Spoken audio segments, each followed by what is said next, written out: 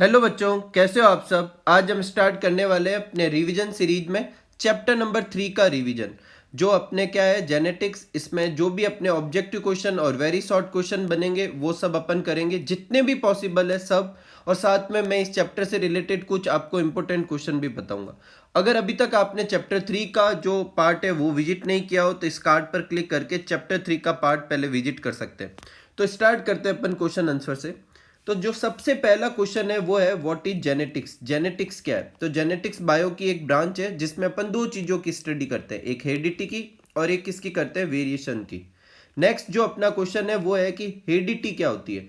तो हेरिडिटी जो होती है वो क्या होता है, transfer of character from one generation to next generation और from parents to offspring, उसे अपन क्या कहेंगे, हेरिडिटी कहेंगे। नेक्स्ट जो अपना क्वेश्चन नंबर 3 है वो है कि मेंडल ने जो अपने वर्क पब्लिश किए थे वो किस हेडिंग से किए थे या किस टाइटल से किए थे। तो उन्होंने अपने जो वर्क पब्लिश किए थे Brunn society of natural history के सामने, वो हेडिंग क्या थी, experiment on plant hybridization. Next जो क्वेश्चन है, write the number of character selected by Mendel for his experiment. Mendel ने कितने करेक्टर का सिलेक्शन किया था अपने एक्सपेरिमेंट के लिए। तो 7 कॉन्ट्रास्टिंग करेक्टर आपको क्या किए थे, मेंडल ने जो चूज किए थे, आपको सारे के सारे 7 करेक्टर भी अच्छे से लर्न करने। नेक्स्ट है who is the father of genetics. तो आप सब जानते हैं मेंडल को क्या कहते हैं, फादर ऑफ जेनेटिक्स कहते हैं। नेक्स्ट अपने जो क्वेश्चन है वो है हु डिस्कवर्ड मेंडलिज्म। मेंडलिज्म की डिस्कवरी किसने की। तो मेंडलिज्म की डिस्कवरी की थी 3 साइंटिस्ट ने।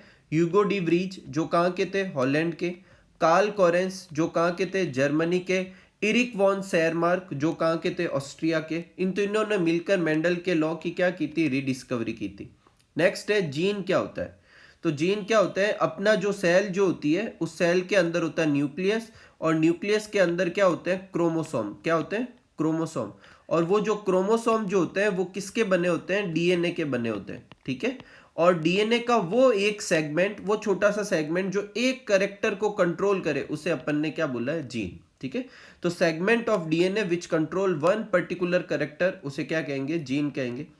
मेंडल कॉल्ड देम फैक्टर, और जोहानसन करके एक साइंटिस्ट थे, उन्होंने क्या नाम दिया था, जीन। नेक्स्ट है व्हाट इज एलिल। एलिल क्या होते हैं। तो एक ही जीन की अल्टरनेटिव फॉर्म जो होती है उसे अपन क्या कहते हैं, एलिल। जैसे लेंथ जो है करेक्टर, उसकी 2 अल्टरनेटिव फॉर्म हो सकती है।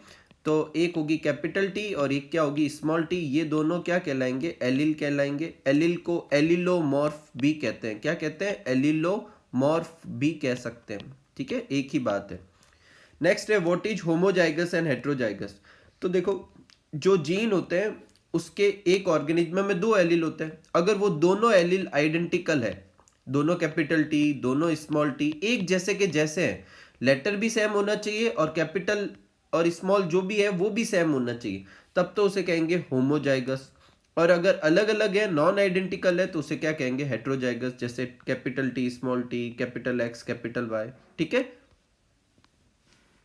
नेक्स्ट अपने हैं write the phenotype of monohybrid cross. Monohybrid cross की फिनोटाइप बतानी है, तो क्या होता है, 3:1। और जीनोटाइप बतानी है मोनोहाइब्रिड क्रॉस की, क्या होती है, 1:2:1। डाई हाइब्रिड क्रॉस की फिनोटाइप बतानी है, क्या होती है, 9:3:1। और डाई हाइब्रिड क्रॉस की जीनोटाइप अपन ने कैसे लर्न की थी, 12:24:12:12:1, ठीक है। सबके बीच में अपन रेशियो का साइन लगा देंगे, तो ये अपने किसका आ जाएगा, डाई हाइब्रिड क्रॉस का क्या आ जाएगा, जीनोटाइप आ जाएगा। नेक्स्ट है define monohybrid cross. Monohybrid cross define करना है, तो मोनोहाइब्रिड क्रॉस क्या होता है, cross which involve study of inheritance of one character, उसे अपन क्या कहेंगे, मोनोहाइब्रिड क्रॉस कहेंगे। और ये क्रॉस जो होता है वो अपन जैसे टॉल और ड्राफ्ट के बीच में करवाते हैं, जैसे कैपिटल टी और स्मॉल टी। इसमें दोनों जो करेक्टर है वो सिर्फ एक ही करेक्टर से रिलेटेड कर रहे हैं, किससे, लेंथ से। तो एक ही करेक्टर के कॉन्ट्रास्टिंग पेयर ले लिए और उनके बीच में क्रॉस करवाया, तो ये कौन सा क्रॉस होगा, मोनोहाइब्रिड क्रॉस होगा। नेक्स्ट है what is dihybrid cross. Dihybrid cross क्या होता है, तो cross which involve study of inheritance of 2 character, उसे डाई हाइब्रिड क्रॉस कहेंगे। जैसे राउंड और येलो सीड 2 करेक्टर हो गए, और रिंकल्ड और ग्रीन, ठीक है। तो एक तो अपन ने करेक्टर कौन सा चूज किया, जो सीड होगा उसका शेप, और एक क्या किया, सीड का कलर। तो ये कौन सा क्रॉस होगा, डाई हाइब्रिड क्रॉस। अगर यहाँ 2 की जगह मैं 3 लिख दूं तो ये किसकी डेफिनेशन हो जाएगी, ट्राई हाइब्रिड क्रॉस की। और अगर मैं मैनी लिख दूं तो ये किसकी हो जाएगी, पॉली हाइब्रिड क्रॉस की। नेक्स्ट है write the name of the law based on monohybrid cross. Monohybrid cross पे कौन से लॉ बेस्ड है, तो कौन कौन से है, लॉ ऑफ डोमिनेंस और लॉ ऑफ सेग्रीगेशन। और डाई हाइब्रिड पे कौन सा बेस्ड है, law of independent assortment. Next है डोमिनेंट करेक्टर किसे कहते हैं, तो वो करेक्टर जो F1 जनरेशन में फॉर्म हो उसे कहेंगे डोमिनेंट करेक्टर, और जो ना हो उसे क्या कहेंगे, रिसेसिव करेक्टर। अगर एग्जाम में क्वेश्चन आता है तो आप नीचे एग्जाम्पल भी लिखें कि भाई टॉल और ड्राफ्ट प्लांट के बीच में जब अपन क्रॉस करवाते हैं तो F1 जनरेशन में सिर्फ क्या आता है, टॉल। इसका क्या मतलब है, इन दोनों में से टॉल तो कैसा हो जाएगा, डोमिनेंट करेक्टर, और ड्राफ्ट जो है वो कैसा हो जाएगा, रिसेसिव करेक्टर। कोई तकलीफ नहीं। नेक्स्ट है अपने 19 क्वेश्चन, क्या दे रखी है, what is the importance of hybridization. Hybridization की इंपोर्टेंस क्या है, तो गुड और यूजफुल कैरेक्टर जो होते हैं अलग अलग जेनर से, उसे अपन एक ही ऑर्गेनिज्म में मिक्स कर सकते हैं हाइब्रिडाइजेशन से। और हार्मफुल कैरेक्टर को क्या कर सकते हैं, रिमूव भी कर सकते हैं, और नए कैरेक्टर को डेवलप भी कर सकते हैं हाइब्रिडाइजेशन से। ठीक है। नेक्स्ट है which technique is used in performing artificial cross pollination. देखो जो प्लांट होते हैं जनरली, जैसे पी प्लांट है, उसमें जो है मेल और फीमेल दोनों ही पोर्शन है, और ये होने की वजह से मेल पोर्शन आप सब जानते हैं क्या होता है, एंथर, और फीमेल जो होती है वो क्या होती है, कार्पल। और एंथर से कार्पल की स्टिग्मा तक जो पॉलन ग्रैंड ट्रांसफर होंगे उसे अपन क्या कहेंगे, पॉलिनेशन। अगर ये दोनों सेम फ्लावर के हैं तो सेल्फ पॉलिनेशन, अलग अलग फ्लावर के हैं तो उसे क्या कहेंगे, क्रॉस पॉलिनेशन। तो जब एंथर और मतलब स्टिग्मा एक ही फ्लावर में है तो जनरली चांसेस क्या रहेंगे कि सेल्फ पॉलिनेशन हो। तो क्रॉस करवाने के लिए क्या करना पड़ेगा, उसका जो मेल पोर्शन है उसको कट करना पड़ेगा, और इसको क्या कहते हैं, ईमेस्क्यूलेशन। ई मतलब हटाना, मेस्क्यूलाइन मतलब जो मेल कैरेक्टर होते हैं उसको हटाना। नेक्स्ट है how Mendel obtain pure line और होमोजाइगस प्लांट। मेंडल जो है प्योर लाइन कैसे बनाता था, तो उसके लिए वो सेल्फ पॉलिनेशन करवाता जाता था प्लांट में, वो भी बहुत सारी जनरेशन तक। नेक्स्ट है व्हाट इज मेंडलिज्म। मेंडलिज्म क्या होता है, तो मेंडल के जो एक्सपेरिमेंट है उसके ऊपर जो लॉ बेस थे और एक्सपेरिमेंट कराने की जो टेक्निक थी, ये दोनों ही क्या कहलाए, मेंडलिज्म कहलाए। नेक्स्ट है which plant is used by Mendel for his experiment. Mendel ने कौन सा प्लांट चूज किया था एक्सपेरिमेंट के लिए, तो कौन सा किया था, पाइसम सैटाइवम। और इसके नीचे जैसे ये प्रिंटेड फॉर्म में है तो मैंने क्या किया, इन इटैलिक में लिखा है, आप जब लिखें तो इसके नीचे क्या करें, अंडरलाइन करें। ठीक है। नेक्स्ट है write the dominant recessive trait in shape of pod. Pod का रिसेसिव और डोमिनेंट आपको किसी का भी पूछ सकते हैं। तो जैसे पोड के केस में जो इनफ्लेटेड होता है वो डोमिनेंट होता है, और कॉन्स्ट्रिक्ट जो होता है वो क्या होता है, रिसेसिव होता है। नेक्स्ट आपके क्वेश्चन है टेस्ट क्रॉस क्या होता है। तो आप सब जानते हैं, देखो दो तरीके के क्रॉस होते हैं। जब अपन ये अपना क्या था, capital T capital T, capital small T, ये जो दो प्लांट लिए थे, इन दोनों के बीच से अपन को F1 जनरेशन मिलती है। कौन सी मिलती है, कैपिटल टी स्मॉल टी। इस F1 जनरेशन का क्रॉस अगर मैं इसके साथ कराऊं या फिर इसके साथ कराऊं, इन दोनों में से किसी भी एक पेरेंट के साथ कराऊं, इसे अपन क्या बोलते हैं, बैक क्रॉस बोलते हैं। क्या बोलते हैं, बैक क्रॉस। अब बैक क्रॉस दो तरह के हो सकते हैं। अगर F1 जनरेशन का क्रॉस होमोजाइगस डोमिनेंट पेरेंट के साथ करवाएं तो इसे कहेंगे आउट क्रॉस, और अगर होमोजाइगस रिसेसिव पेरेंट के साथ कराएं तो इसे क्या कहेंगे, टेस्ट क्रॉस। तो यहां पर पूछा था टेस्ट क्रॉस क्या होगा, तो cross between F1 generation and homozygous recessive parent, उसे अपन क्या कहेंगे, टेस्ट क्रॉस। नेक्स्ट है रेसिप्रोकल क्रॉस क्या होता है। रेसिप्रोकल क्रॉस में क्या कराते हैं, जेंडर चेंज कराते हैं। जैसे यही एग्जांपल लेते हैं, इसमें एक बार क्रॉस करवाया था, ये जो प्लांट था ये मान लो मेल था, ठीक है, और ये स्मॉल टी वाला फीमेल था। फिर अगली बार जब मैंने एक्सपेरिमेंट किया तो ये तो लिया मैंने फीमेल और ये मैंने क्या लिया, मेल। ठीक है, तो ये क्रॉस क्या हो जाएगा, रेसिप्रोकल क्रॉस हो जाएगा। क्या हो जाएगा, reciprocal. If in a cross A plant use as male and B use as female, फिर जेंडर चेंज कर दो, ए फीमेल और बी मेल हो जाएगा, तो इसे रेसिप्रोकल क्रॉस कहेंगे। नेक्स्ट है पॉलीहाइब्रिड क्रॉस क्या होता है, cross which involve study of many character, उसे अपन क्या कहेंगे, पॉलीहाइब्रिड क्रॉस। नेक्स्ट क्वेश्चन लेते हैं अपन, क्वेश्चन नंबर 28। क्या दे रखा है, F1 जनरेशन क्या होती है, साथ में ये भी देख लेते हैं F2 जनरेशन क्या होगी। तो पेरेंट से जो जनरेशन ऑब्टेन करते हैं, नेक्स्ट जनरेशन ऑब्टेन करते हैं, नेक्स्ट ऑफ स्प्रिंग ऑब्टेन करते हैं, उसे कहेंगे F1 जनरेशन। और F1 जनरेशन से भी जो नेक्स्ट जनरेशन ऑब्टेन करेंगे उसे क्या कहेंगे, F2 जनरेशन।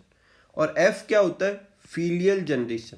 ठीक है, अगर फीलियल फर्स्ट जनरेशन है तो F1, फीलियल सेकंड है तो F2। नेक्स्ट क्वेश्चन है, write the phenotype character in F2 generation when we perform cross between brown and yellow and wrinkled and green. तो F2 जनरेशन का जो फाइनल आउटपुट आता है वो क्या आता है, 9 3 3 1। ये फिनोटाइपिक रेशियो है, लेकिन अपन को फिनोटाइप लिखने हैं। तो फिनोटाइप क्या क्या होते हैं, राउंड के साथ में क्या होगा, येलो, ये पहला फिनोटाइप होगा। रिंकल येलो ये दूसरा फिनोटाइप होगा। राउंड ग्रीन ये तीसरा होगा। और रिंकल ग्रीन ये फोर्थ होगा। तो ये 4 तरह के फिनोटाइप आते हैं। नेक्स्ट है, विच law of Mendel can not be explain by monohybrid cross.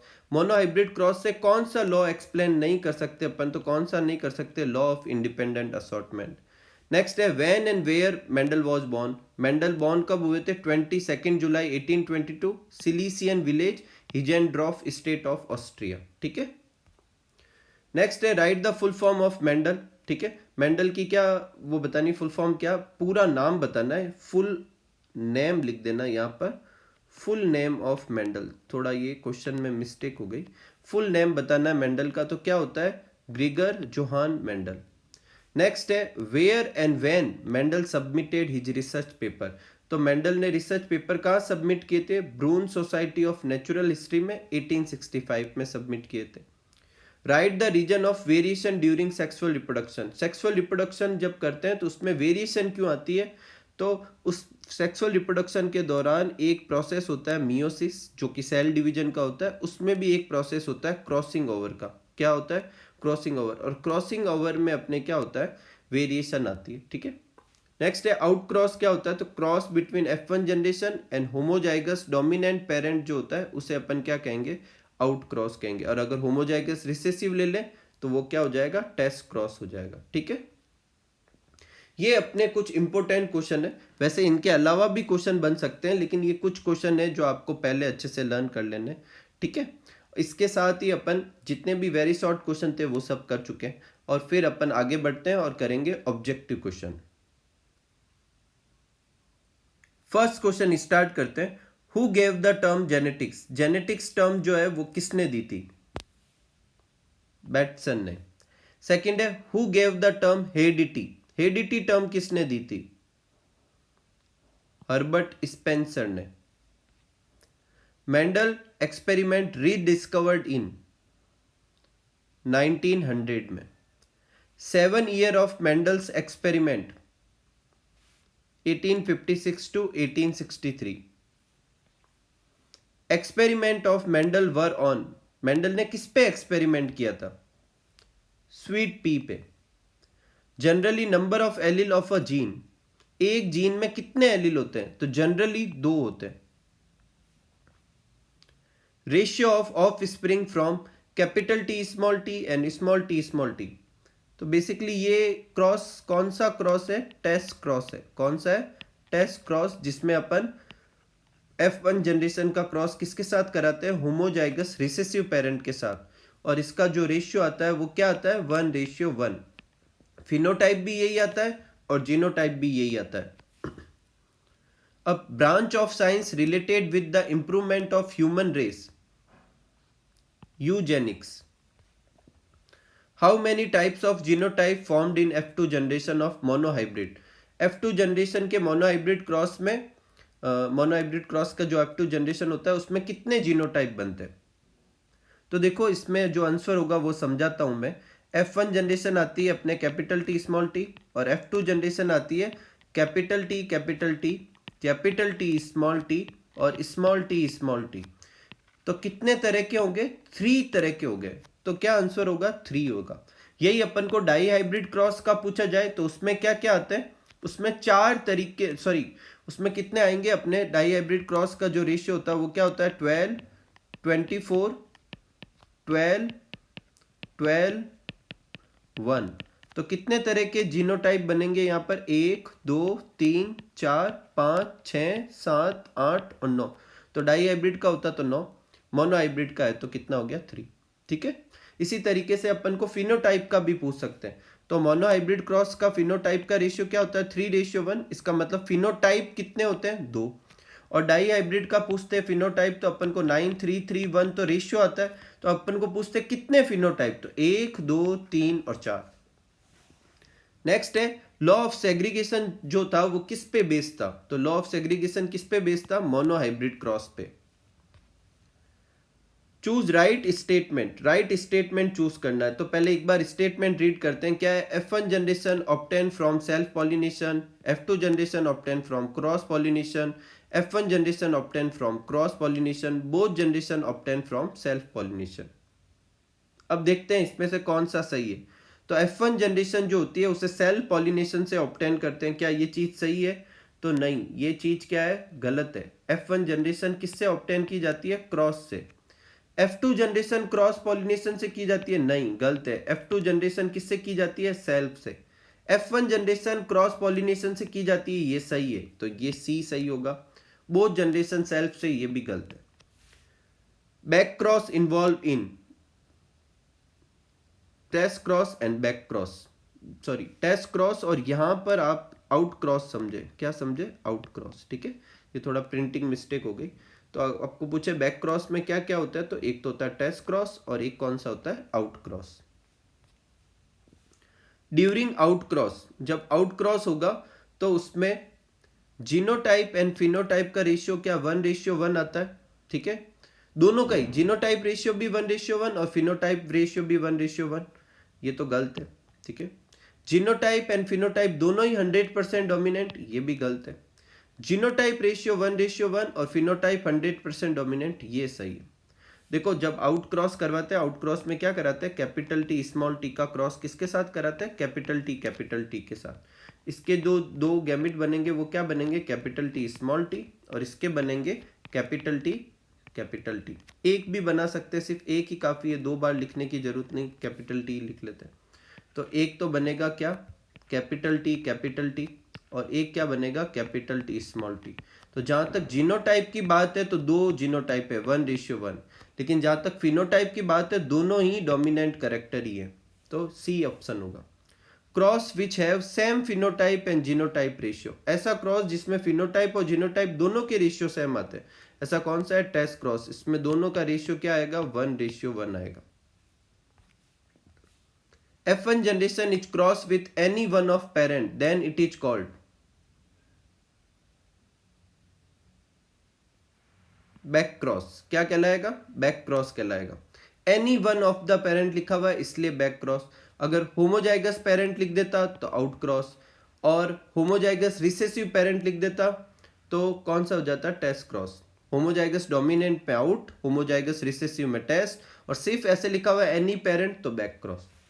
Concept of a gene was proved bye Mendel's law of segregation से कंसेप्ट ऑफ जीन जो होती है उसके बारे में पता चलता है। Generally harmful and lethal gene are, recessive gene होती है, ताकि जो नॉन हार्मफुल है वो उसे सप्रेस कर सके। Which law of Mendel is also known as purity of gamete, law of segregation. In a cross, male plant is capital T and female plant is small t. Another cross, male is small t and female is capital T. कौन सा cross होगा, reciprocal, gender change करवाया।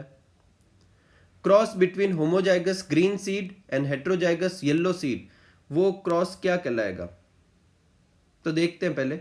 Homozygous green seed मतलब small T, और heterozygous, sorry small T नहीं, small Y, और heterozygous yellow जो होंगे वो कैसे होंगे, कैपिटल वाई और small Y. Capital Y small Y जो होगी वो कौन सी जनरेशन हो गई, F1 जनरेशन, और ये कौन सी जनरेशन हो गई, ये जो पेरेंट जनरेशन थी जिससे अपन ने ये प्लांट बनाया वो भी कौन सा, रिसेसिव वाला। तो अपन F1 जनरेशन का क्रॉस किसके साथ करा रहे हैं, रिसेसिव के साथ, इसलिए कौन सा क्रॉस है, टेस्ट क्रॉस। इसको अच्छे से समझो, देखो जो क्रॉस अपन ने कैपिटल टी स्मॉल टी के लिए किया है वही अपन येलो और ग्रीन के बीच में कराते हैं। तो येलो को डिनोट करेंगे कैपिटल वाई से, और ग्रीन को डिनोट करेंगे स्मॉल वाई से। F1 जनरेशन जो आएगी वो क्या आएगी, कैपिटल वाई स्मॉल वाई, जो कि येलो होगी, लेकिन कैसी येलो, हेट्रोजाइगस येलो। और इसका क्रॉस किसके साथ करवाना है, होमोजाइगस ग्रीन के साथ, इसका मतलब इसके साथ करवाना है। तो ये कौन सा क्रॉस हो गया, बैक क्रॉस, और बैक में भी कौन सा हो गया, test cross. Which one of the following is not related to rediscovery of Mendelism? Herbert Spencer नहीं है, ह्यूगो डी व्रीज ने रीडिस्कवरी में था, कार्ल कोरेंस भी थे और इरिक वॉन शेरमार्क भी थे। Which contrasting character was not selected by Mendel for his experiment? Colour of flower choose किया था, कलर ऑफ सीड भी चूज किया था, कलर ऑफ पोट भी चूज किया था, कौन सा नहीं किया था, कलर ऑफ फ्रूट। तो आंसर क्या हो जाएगा, colour of fruit. Mendel died on 6 January 1884. Which was not the reason of Mendel's success? B नहीं होगा। देखो, Mendel study the inheritance of one character at a time, ये था उसके सक्सेस का कारण। मेंडल मेंटेन स्टैटिकल रिकॉर्ड, ये भी था उसका कारण।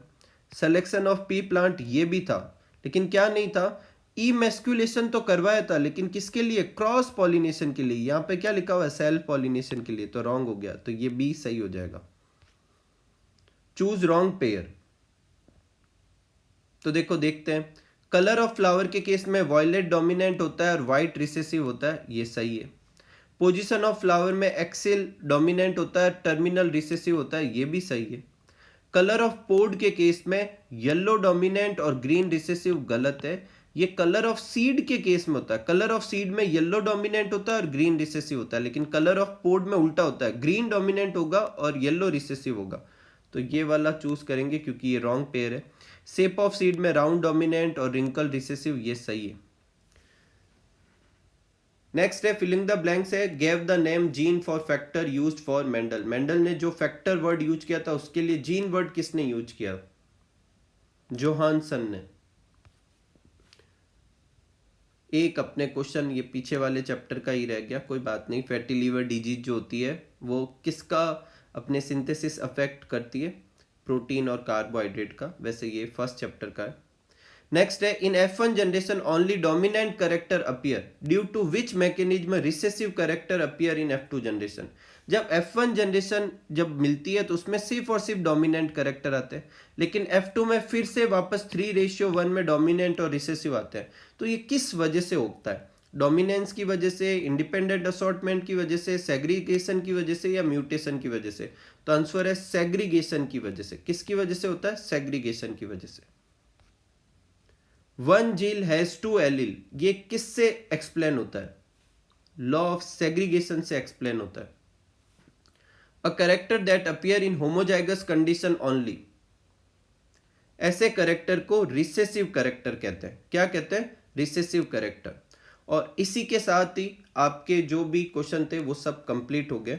तो इस वीडियो में इस चैप्टर से रिलेटेड अपने सारे छोटे क्वेश्चन और सारे ऑब्जेक्टिव क्वेश्चन जो है अपन ने कंप्लीट किए। उम्मीद करूंगा कि आपको ये वीडियो बहुत ही अच्छे से समझ में आया हो, आपकी अच्छे से प्रैक्टिस हुई होगी। तो आप मेरे साथ साथ जो चैप्टर मैं करवाता जाऊं पहले उन्हें अच्छे से कीजिए, फिर इस वीडियो को देखकर अपने आप का जो टेस्ट है वो खुद लीजिए और चेक कीजिए कि आपसे ये छोटे क्वेश्चन और ऑब्जेक्टिव क्वेश्चन हो पा रहे हैं या नहीं।